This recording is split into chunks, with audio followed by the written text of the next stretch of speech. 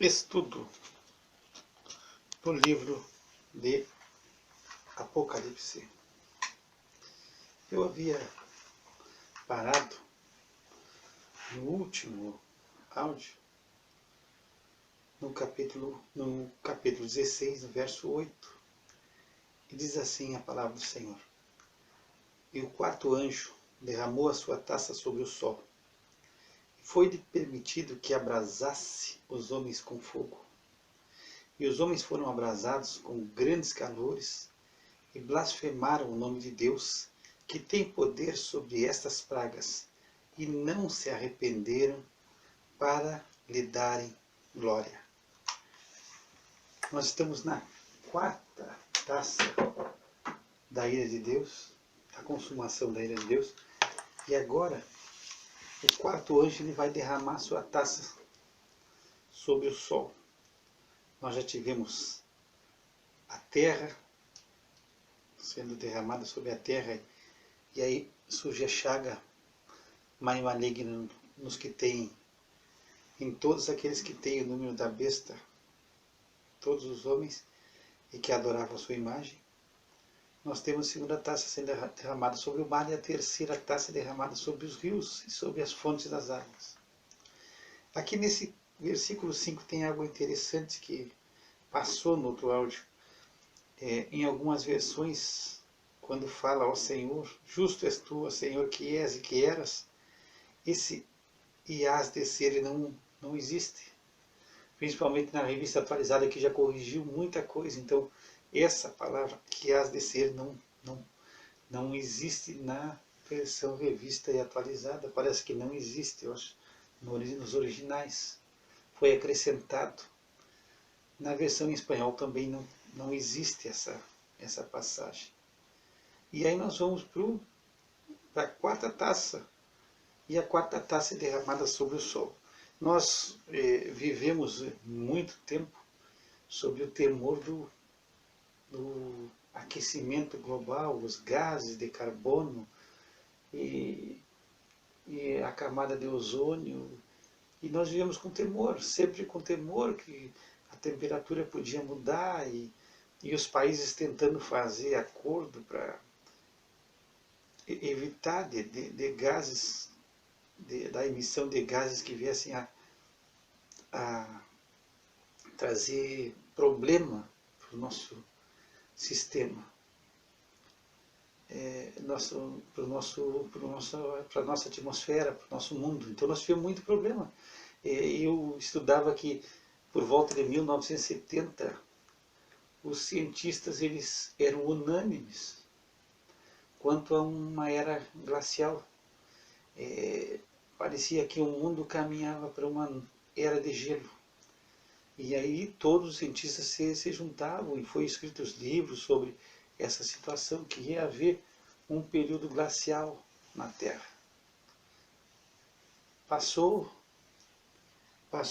essa onda de 1970, 1975, e aí nós tivemos no ano 2000, muito nesse período, 2000, 2001, e muito sobre o aquecimento global, que o nosso planeta estava aquecendo, que as temperaturas estavam aumentando, e muito se estudou e muito se falou sobre os gases nocivos à atmosfera e sobre a camada de ozônio. E isso, como eu falei, muitos países fazendo acordos para diminuir a emissão de gases que prejudicavam e que contribuem para o aquecimento global. Mas parece que em 2008 existem alguns termômetros na Terra que marcam a temperatura, e a temperatura da Terra baixou. Nos 4 termômetros, uma baixa considerável. E isso não foi um fator nada do homem, não foi nada do que o homem fez, e sim alguma situação em relação ao Sol, e parece que normalizou um pouco. Mas aqui nós vamos ver realmente o aquecimento global, porque esse anjo vai jogar, a sua taça vai derramar sobre o sol. E o sol, ele vai abrasar os homens com fogo. Eu estudava que o nosso planeta tem uma temperatura, para nós, excelente. Às vezes está muito quente, mas a nossa temperatura é boa. O planeta Vênus, que está à frente de nós, ele tem uma temperatura de mais de 400 graus Celsius. E, se não me falha a memória, o próximo planeta, se eu não me esqueço dos meus estudos, eu creio que é Marte. E Marte tem temperaturas abaixo de zero. Mais de 30 graus abaixo de zero. Então, o nosso planeta está numa posição que, para nossa sobrevivência, é uma temperatura excelente. Mas essa taça aqui, ela vai atingir o Sol. E aí também vai tornar a vida no planeta quase que insuportável. Porque os homens vão ser abrasados com fogo. Os homens vão ser abrasados com grandes calores. E aí nós temos um outro problema sobre esses grandes calores. Porque nesse momento aqui não vai haver refresco. Não tem refresco para o homem. E por que não tem refresco? Porque os homens estão sendo abrasados com grandes calores. E quando está muito quente, o que se utiliza para se refrescar é água. Quem sabe é banho. Mas a taça anterior transformou todas as águas e as fontes de água e os rios em sangue. Então, é o desespero total, é uma praga atrás da outra, e agora é calor, é desesperador. E se existe um calor fortíssimo, como está dizendo aqui, é algo sobrenatural, nós temos problema até nos polos, no Polo Norte e Polo Sul. Então, possivelmente vai atacar também as geleiras e vai haver uma catástrofe, porque o gelo vai descongelar tanto no Polo Norte como no Polo Sul, e pode inundar, e pode vir água de tudo que é lado.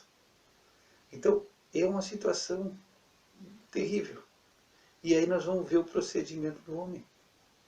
O homem, ele blasfema o nome de Deus, que tem poder sobre essas pragas, e não se arrepende para lhe dar em glória. Então, o que nos mostra aqui no versículo 9 é que o homem sabe por que está acontecendo. O que nos apresenta é que o homem, ele tem conhecimento que as coisas estão acontecendo pelo poder de Deus. Tanto que ele vai blasfemar do nome de Deus. Então ele vai se levantar e vai falar mal contra Deus. É isso que o homem vai fazer. Mas ele não vai se arrepender. Ele não vai se arrepender para dar glória a Deus e ver que Deus é Senhor. Ele não reconhece a Deus, a soberania de Deus. O homem está na revolta. Ele está em rebeldia total contra Deus. E aí ele blasfema do nome de Deus, ele se levanta contra Deus. Nas 3 primeiras taças nós não vimos nem momento o homem se levantando contra Deus. João, ele não comenta a atitude do homem. Mas agora aqui, nesse momento do sol e do calor escaldante que se encontra no planeta Terra, o homem, ele começa a blasfemar do nome de Deus e não se arrepende para dar glória a Deus diante dessa situação. O 5º anjo derrama sua taça sobre o trono da besta, e o seu reino se fez tenebroso, e eles mordiam as suas línguas de dor. E por causa das suas dores, e por causa das suas chagas, blasfemaram do Deus do céu, e não se arrependeram das suas obras. Então, em sequência ao calor escaldante, o nosso planeta virá um forno. O 5º anjo derrama sobre o trono da besta. Dizem os entendidos que o trono da besta vai se localizar em Babilônia. Babilônia vai ser a capital do anticristo. Então se crê que Babilônia vai ser reconstruída. Babilônia foi a capital do Império Caldeu, quando Nabucodonosor ele dominou o mundo. Babilônia era uma cidade maravilhosa. Nós vamos falar muito sobre Babilônia. E Babilônia era uma cidade de esplendor, de glória. Ela foi, com o tempo, ela foi destruída. Diz que Alexandre Magno tentou reconstruir o palácio de Nabucodonosor. Mas Babilônia caiu. Ela caiu e caiu no esquecimento, foi destruída. Mas vários homens tentaram reconstruir Babilônia. E o último que tentou reconstruir Babilônia foi Saddam Hussein, porque Babilônia se encontra no sul do Iraque. E ele tentou reconstruir Babilônia, a cidade de Babilônia. Mas ele não conseguiu o seu intento. E se crê que o anticristo vai construir, vai reconstruir, e Babilônia vai se tornar a capital do seu reino e a capital mundial. Quando ele tiver o seu governo mundial, Babilônia vai se tornar a sua capital. Ele vai reconstruir os palácios, vai reconstruir Babilônia. E ali ele vai colocar o seu reino e Babilônia se tornaria a capital do último Império Mundial.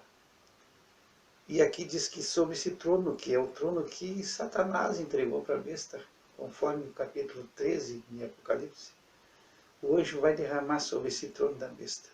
E esse trono, o reino todo se faz tenebroso, quer dizer, entra em trevas. Algumas versões que ele fica em trevas. E aqui vai significar que não vai haver luz nenhuma.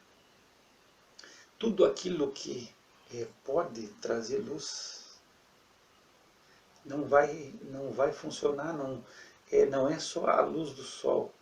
A luz não vai se tornar em trevas. E aí vai ser semelhante ao que aconteceu no Egito, lá em Êxodo 10, 21. Quando as trevas eram tão espessas que as pessoas nem se moviam das suas casas. E houve separação. Havia luz em Israel e havia trevas em todo o Egito naquele período. E agora, sobre todo o reino do anticristo, ele vai se tornar em trevas. Não sei se tu lembra, mas quando João escreve no Evangelho, e ele fala sobre que a luz veio ao mundo, os homens amaram mais as trevas do que a luz, porque as suas obras eram más. Isso se encontra em João, no capítulo 3 do Evangelho de João, no versículo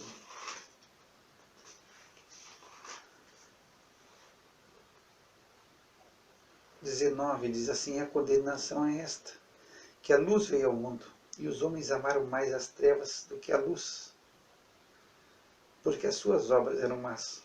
No 20, porque todo aquele que faz o mal odeia a luz e não vem para a luz, para que as suas obras não sejam reprovadas.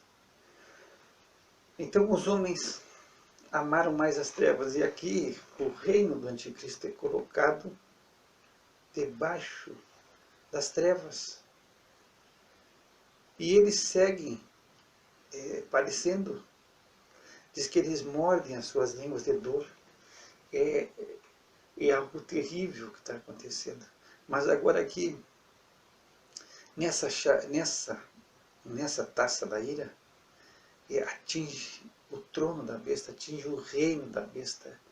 E eles vão estar em trevas e eles vão ainda estar sofrendo daquelas chagas e eles estão se mordendo de dor.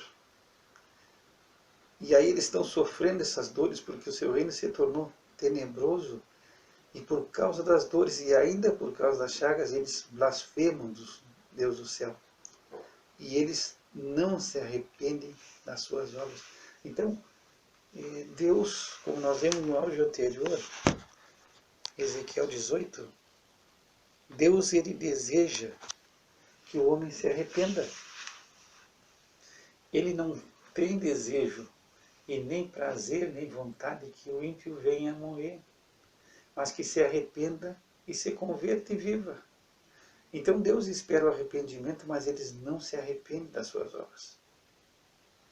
Eles estão vivendo em oposição a Deus, e é a impiedade, é a oposição à palavra de Deus, oposição aos mandamentos de Deus, oposição aos princípios de Deus e oposição direta a Deus. Isso é impiedade, que eu falei no áudio anterior, que do grego é azedeia. Então estão vivendo em oposição. Então muitas vezes nós criamos os nossos padrões morais e não levamos em conta o que a palavra de Deus diz. Nós queremos viver dentro de um padrão. A nossa sociedade dita os padrões. E tem muita coisa que se diz e que se aplaude no mundo que é totalmente contrário à palavra de Deus. Mas totalmente contrário. É rebeldia, isso é impiedade. Então a palavra de Deus diz que algo é pecado. E o mundo diz que não é pecado. Que não é bem assim, que não é pecado. Então existe muita coisa na nossa sociedade que vai totalmente contrária ao que a palavra de Deus diz, em oposição a Deus, isso é rebeldia. Então, Isaías diz que há daqueles que chamam mal bem e bem mal. Então, quando Deus diz que alguma coisa é má, porque é má, mas o homem diz que não é mal. É bom. É o teu estilo de vida. Tu tem liberdade para escolher, e se tu não está ferindo a ninguém, tu pode escolher o que tu quiser e fazer o que tu quiser. Tu tem liberdade. E algo que o homem coloca muito, eu vi sobre uma campanha na Inglaterra, uma campanha ateísta. Então se dizia assim, você colocou em outdoor, em ônibus, em toda a cidade, uma campanha ateísta. Provavelmente Deus não existe. Deixe de preocupar-se e viva a sua vida. Então, provavelmente Deus não existe. Então não te preocupa, tu não vai ter juiz ninguém, não vai ter juiz moral, ninguém vai te julgar. Viva a tua vida. E depois diz que entrevistaram aquelas pessoas que bolaram a campanha, e a ideia deles não é, tu tem uma vida só, tu tem que aproveitar. Tu não pode, tu tem que desfrutar. Tu vai viver uma vez só, então tu tem que viver o máximo que tu puder, tu tem que fazer tudo o que tu quiser. Então isso é totalmente oposto ao que a palavra de Deus nos diz. É totalmente oposto àquilo que Deus diz. Então é isso que o mundo quer pregar. Não, Deus não existe. Então não te preocupa, não vai ter julgamento, não tem juízo nenhum, não tem condenação para ninguém. Aproveita, faz tudo o que te der na cabeça. A vida é uma só, e isso entra em tudo, entra na igreja, entra em tudo. É uma filosofia de vida. Não, viva a vida. Seja feliz e não importa a quem tu esteja arrebentando, se tu está prejudicando. Seja feliz, se te dá na cabeça, você tem vontade de fazer, faz. E aí não tem padrão moral, não tem padrão de nada. Então aqui os homens vão seguir blasfemando de Deus, novamente blasfemando de Deus, do Deus dos céus, e não se arrependeram. Eles não dão meia volta, eles estão num caminho de total rebeldia, e eles não se arrependem.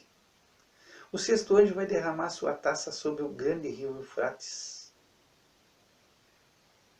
e a sua água secou-se para que se preparasse o caminho dos reis do Oriente. Bom, nesse período aqui o rio ele vai secar. Quem sabe o rio teria muita cheia, porque esse rio ele nasce em lugares altos, é um dos maiores rios daquela região ali do Oriente. É um dos braços ele nasce na Síria e ele vai ele vai terminar no Golfo Pérsico. É um rio com mais de 2.900 quilômetros. É um grande rio, o rio Eufrates. É um grande rio e ele nasce naquelas regiões ali da Armênia, da Síria. É um rio famoso. Ele vai fazer um braço ali com o rio Tigre. São rios grandes. E ele vai se secar para que prepare o caminho dos reis do Oriente. Então, aqui já está se preparando para que as nações venham à batalha do Armagedon. Então, o rio seca para que os exércitos do Oriente venham contra Israel. Então, o anjo vai jogar no rio e o rio vai se secar. E é um rio grandíssimo, mas ele vai secar esse rio. E aí já está se preparando o caminho para a guerra. Está se preparando para quê? Para que o homem venha se levantar totalmente contra Deus.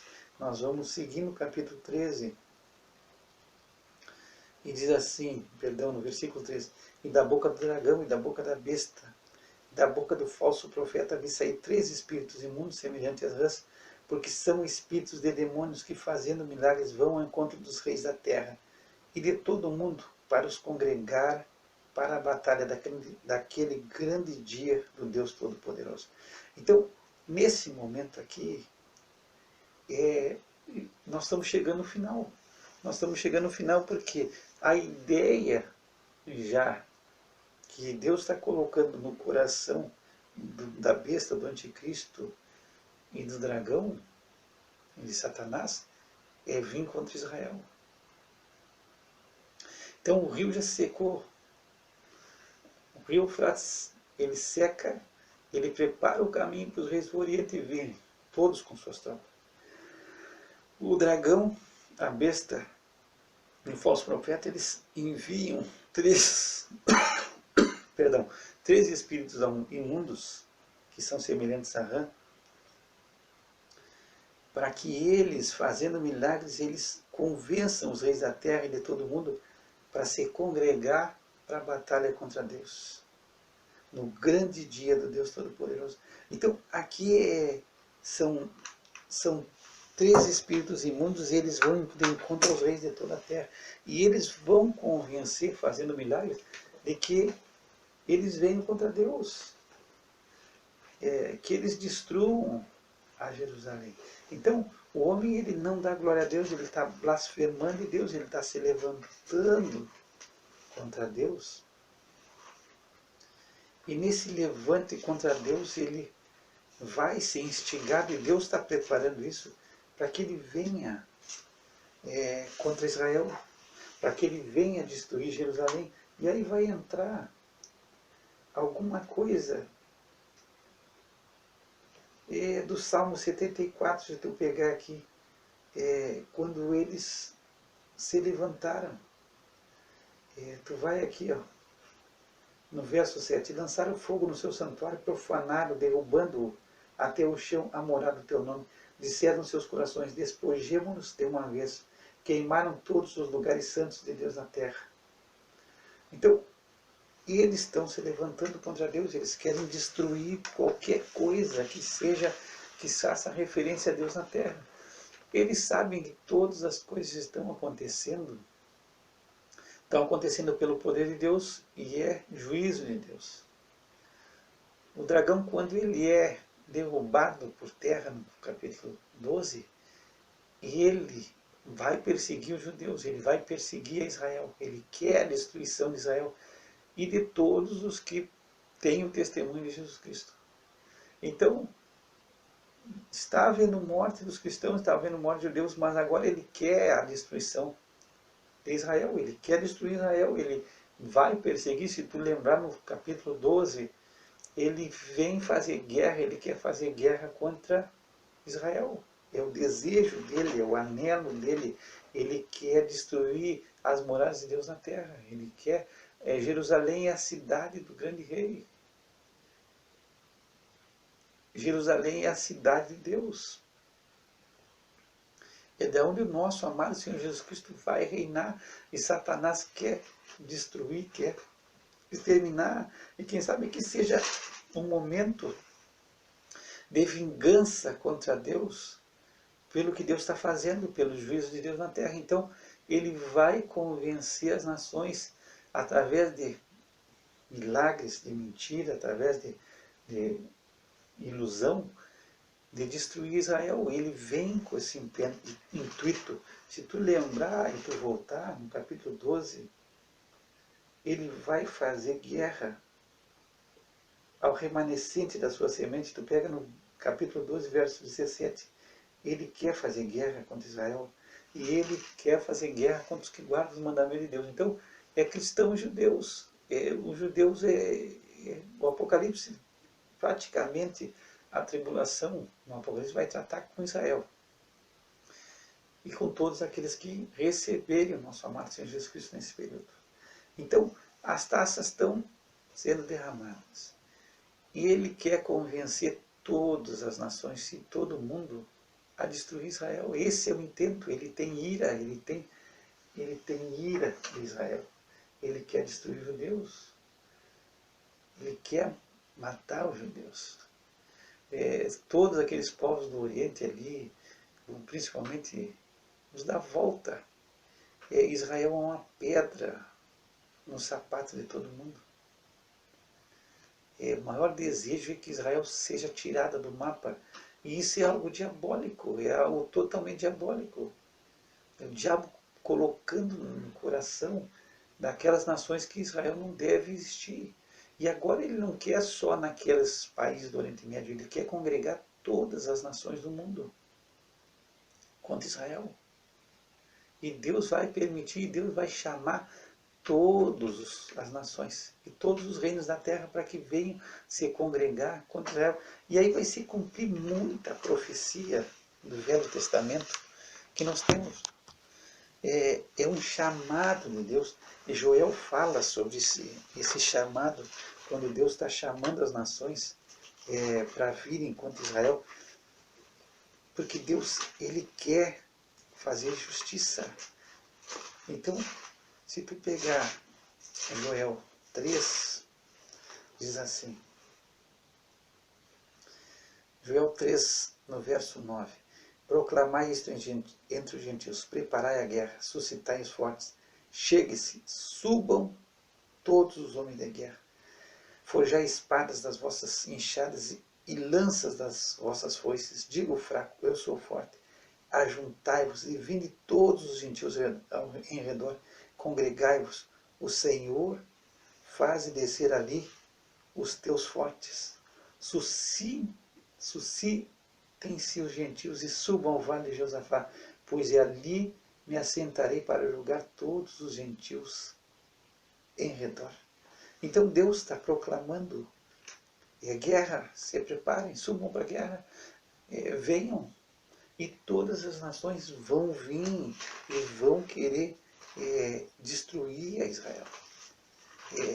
É o intento maligno, é o intento satânico, é o que o diabo quer. Ele quer fazer guerra a Israel, ele quer tirar Israel do mapa. E isso é algo maligno que vai afetar todas as nações, e as nações vão se congregar. E Deus vai chamar. Muitas vezes quando a gente pega aqui esse versículo de Joel, digo fraco, sou forte, a gente usa fora de contexto.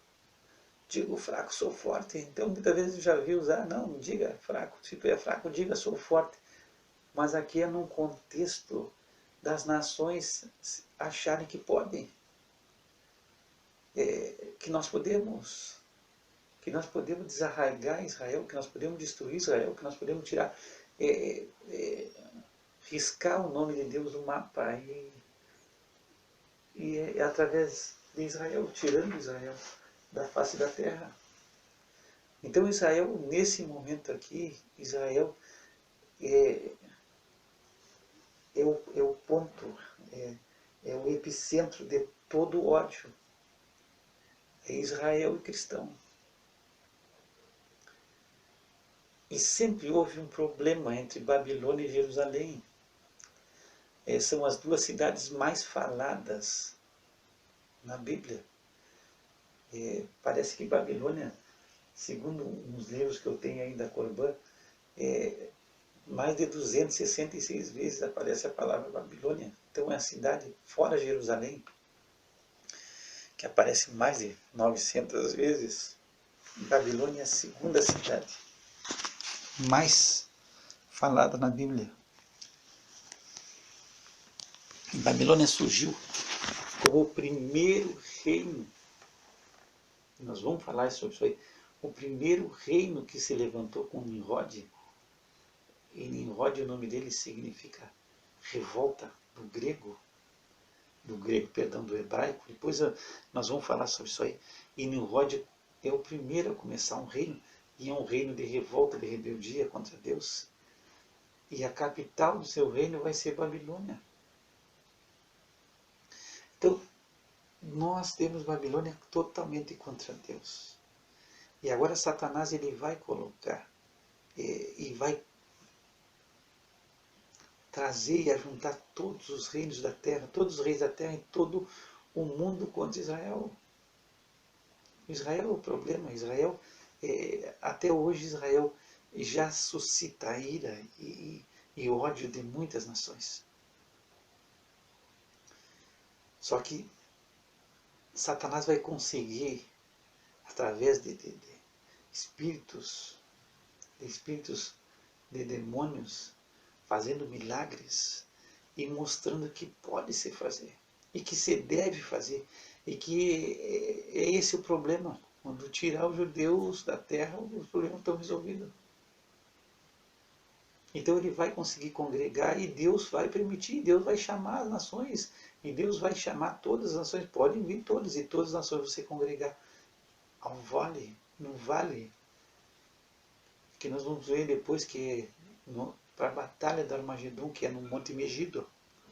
Então, é esse plano de Deus, mas tudo Deus já tinha alinhavado, tudo Deus já tinha preparado, e é isso que Satanás está fazendo. E é nessa ira, nesse ódio que ele tem, mortal, ele vai conseguir ajuntar as nações.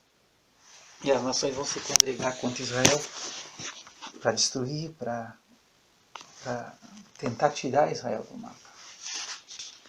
Então, nós estamos chegando no fim.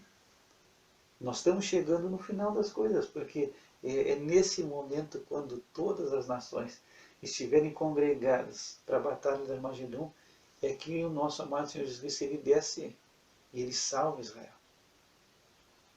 É ele o Salvador, e é aí que Israel todo vai se converter. Quando eles virem, porque eles não vão ter condição de se defender a si próprios. E eles, se tu tem acompanhado o estudo do Apocalipse, eles estavam confiando de início, na metade da tribulação, no princípio das dores, eles estavam confiando no anticristo como seu protetor e defensor. Só que, passados 3 anos e meio, ele se levanta contra Israel. E agora ele vem com tudo para destruir Israel e destruir Jerusalém, que é a cidade do grande rei. É a cidade onde Deus escolheu para fazer a sua morada. Jerusalém é a cidade do rei. É a cidade do grande rei. Então ele vai vir para destruir. E Deus vai colocar no coração deles que eles podem, que eles têm condição de fazer. Por isso que nós vimos em Joel, digo fraco, sou forte. Então vai haver no coração dos reis e dos povos da terra um pensamento e uma ideia que se pode fazer, que se pode destruir, que se pode acabar com Israel, que se pode destruir totalmente com Israel e riscar Israel no mapa. E assolar as coisas de Deus na face da terra e viver sem Deus e Deus se livrar de Deus. Se nós sempre lembrar no Salmo, eu já fiz essa leitura no Salmo, em alguns áudios, no Salmo 2, a intenção é se livrar de Deus, deixar Deus de fora, totalmente de fora da vida do homem. Essa é a principal intenção. Salmos capítulo 2. Bom, vamos pegar do 1. Por que se amotinam os gentios e os povos e imaginam coisas vãs? Os reis da terra se levantam e os governos consultam juntamente contra o Senhor e contra o seu ungido, dizendo: rompamos as suas ataduras e sacudamos de nós as suas cordas.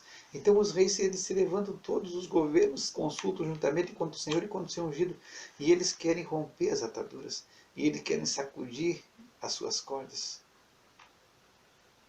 Em 4 diz: aquele que habita no céu se rirá, e o Senhor zombará deles.